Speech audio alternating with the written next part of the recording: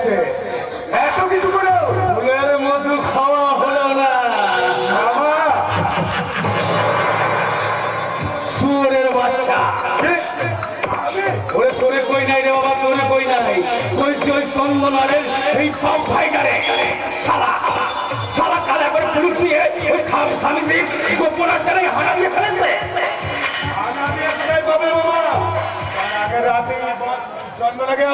একেবারে খাইয়া দাইয়া শ্রীপুরা কইরা ওই জায়গা মতো সইরা ফেলেছ বড় ভাগ্নে হারামজাদা।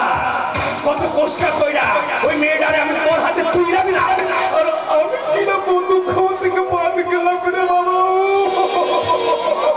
কাজ গিয়ে সাদের ভাগ্নে, কাজ গিয়ে সাদে আমার কত দিনের আশা ওই চন্দনের আমি নিজের কইরা পাবো। পাবে বাবা পাবে, তুমিও মধুর ভাগ পাবে। পাবো পাবো, কিভাবে পাবো, কেমন করে পাবো? আমি যা থাকতে পারছি না, থাকতে পারছি না। খুব শীঘ্রই তোমার এই চঞ্চল মনটাকে, তোমার এই ভাবনা শান্ত করে দেবে বাবা। আর ওই সারা সবুজ মুখার্জি যেভাবে উঠে পড়ে লেগেছে, তার উপরে ওই ঝিনুখালি নাকি আমার ওর বউ হয়েছে। হ্যাঁ বাবা। পুলিশ কিনে ভাবলে তার সব হিসাব যখন উল্টা হয়ে গেল, তখন ওই ঝিনুকের হিসাবটাও এবার কইলে ফেলাও। ঠিক বলেছো বাবা। আগে ওই চালি ঝিনুকের হিসাব, তারপরে ওই সুরে বাচ্চা দারোগার হিসাব। কিন্তু চন্দনা বলেছি তো বাবা, সময় মতো ঠিক আমি তোমাকে তার কাছে নিয়ে যাবো। হ্যালো শুধু তুমি আমার পাশে থেকে আমাকে একটু পথ দেখিও, আর সেই পথ ধরে আমি একটু একটু করে সৌভাগ্যের সন্ন্যাস করে উঠে এই হরিদেবপুরের লোককে দেখিয়ে দেবো আমি এই অঞ্চল প্রধান শম্ভুপালের ভাতা মদন পাল। সবাই বলে ডেঞ্জারাস পাল।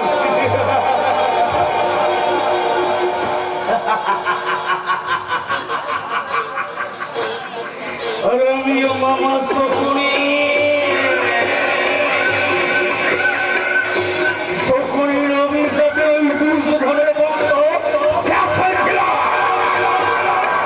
ঠিক আমি এইভাবেই সবাইকে শেষ কইরা প্রধান থেকে হব নেতা, নেতা থেকে মন্ত্রী, তারপর এই অন্ধকার জগতে বিকাশ বংশ হয়ে এক কঠিন সাম্রাজ্য গড়ে তুলব।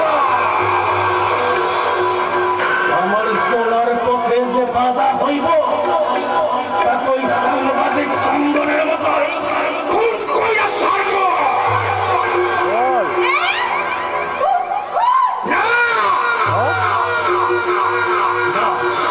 হ্যাঁ সর্বনাশ, কোথায় আছিস তো? ছবিটা যেমন সর্বনাশ শুনে ফেললো। না না, এখন আমি কি করি, কি করি? আমার কাছে তাই নাকি? আমি ফস তুলছে রে, ফস তুলছে। তোর সাথ আমি মিটা দিচ্ছি না। এই, এই,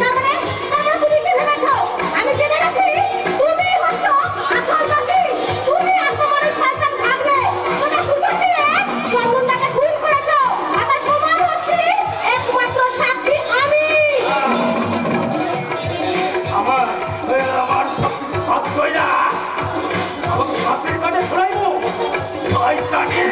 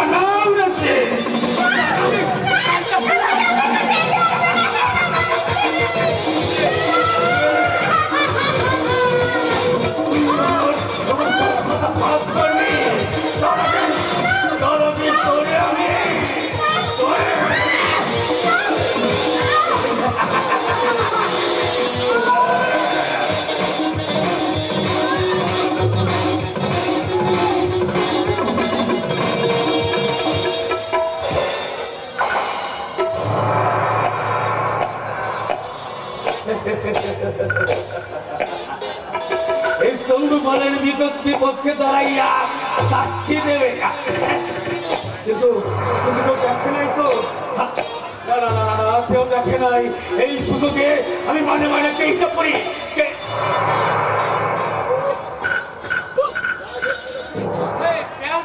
ফিরতে আবার সিনেমা তো দেরি করে না ওরা আসতে হলে ওই খাওয়া সব দেখছি দিয়ে পড়ে আছে তবে কি আমার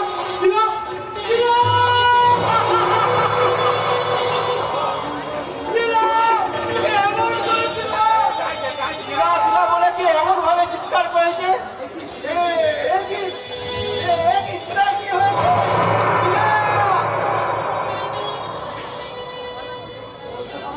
বলতে পারো বলো আমার শিলার জীবনে এত বড় শত্রু কে ছিল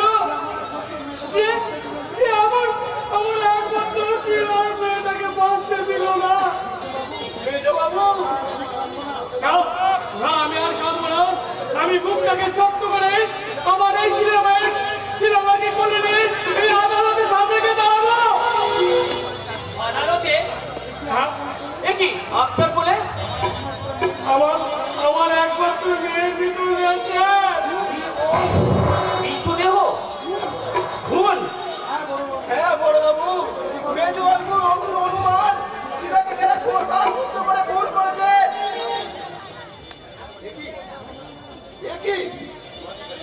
এই মাটিতে পড়ে এই শোনাচ্ছেন দেখি এই চেনটা দিয়ে কার তা তো কোনো প্রমাণ নাই পড়া আছে আছে